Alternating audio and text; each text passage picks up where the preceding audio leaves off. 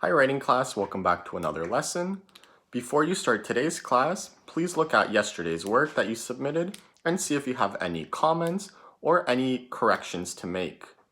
So please do that first and then we can begin today's lesson. So in today's lesson, we're looking at lesson 34 and we're going to be working on parts A through D. So I'll read what it says in the book for part A. In each item, a person says two things. So I'll read the first item. Are you sick? His mom asked. You look pale. Right, so his mom asked two things. Are you sick? And you look pale. You can see how the sentences are punctuated. There are quotation marks around each thing that she said. For the first thing that she said, there's a question mark inside of the quotation marks because she asked a question. For the second thing that she said, a period is inside the quotation marks. So now we're going to look at item number 2. Item number 2 is not punctuated. And we have two sentences. So I have them written right over here. So our two sentences are, I'm not feeling well, Jason said to his mom, and can we go home now?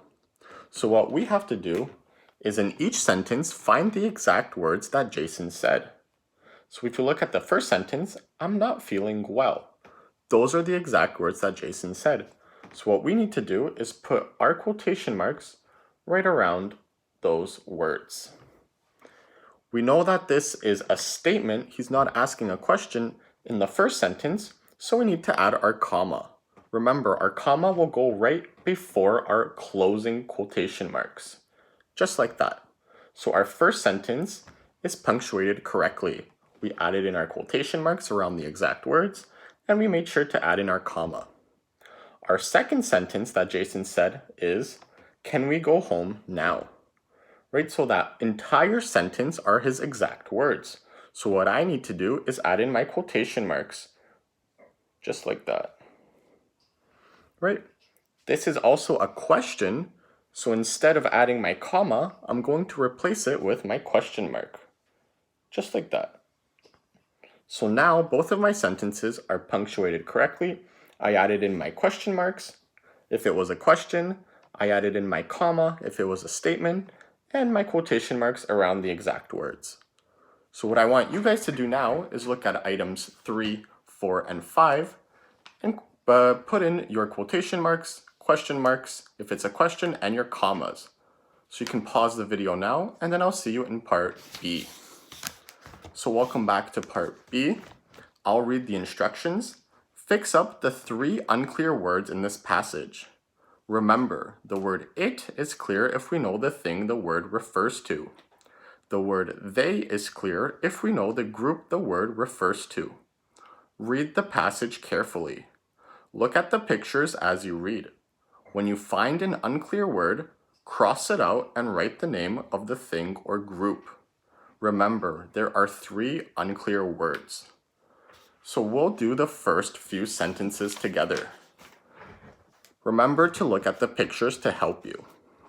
So the first sentence says, Raymond loved to throw rocks. Right? We don't have any unclear words in that sentence, so we can continue to the next sentence. While Raymond was walking through the woods one day, he picked up some rocks and started throwing them at a tree. Right? We don't have any unclear words. We have the words them, but we've already mentioned some rocks, so we know that them is referring to some rocks. The next sentence says, one rock missed the tree and hit it. So we have one unclear word in this sentence, right? It's the word it. We don't know what the word it is referring to.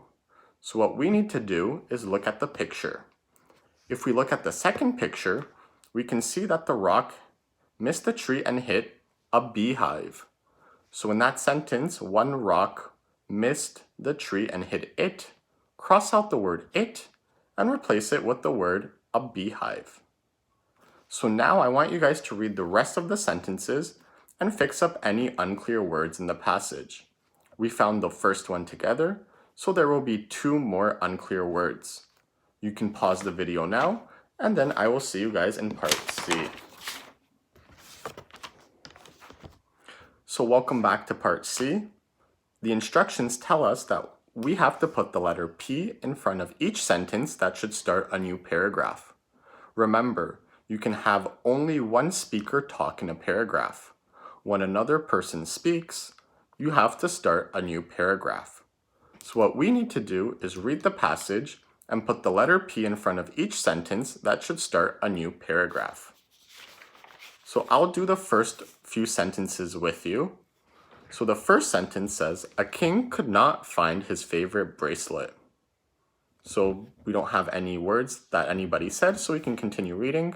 The king said, I would give anything to find that bracelet. The king looked all around his kingdom for the bracelet. Finally, he came to a crow.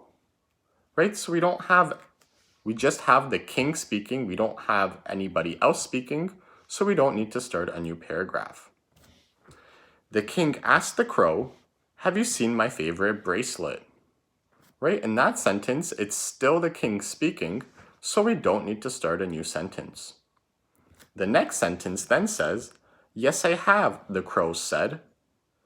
So in that sentence, now the king isn't speaking, the crow is speaking.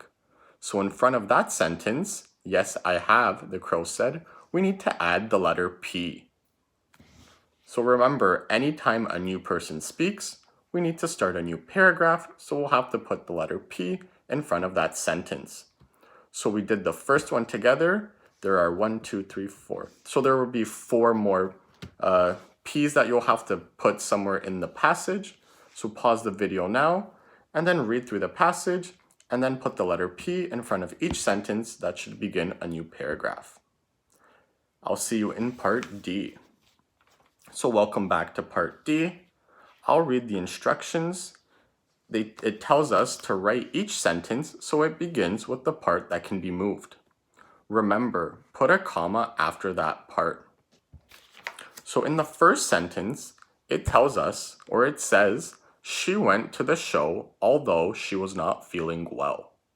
So in our last few lessons, we looked at those key words, such as although, unless, right? So if we see those words, what comes after those words can be moved to the beginning of a sentence.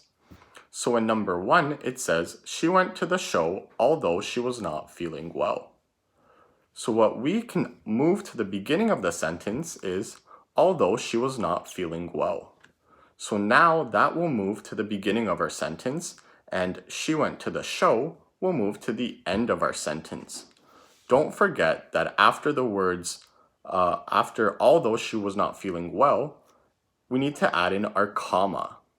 And then we can add the part, she went to the show.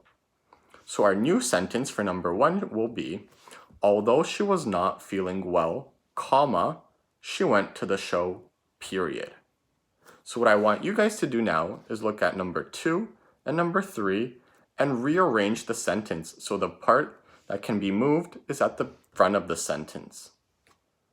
So if you guys have any questions, please let me know and keep up the awesome job, and I'll see you in our next lesson.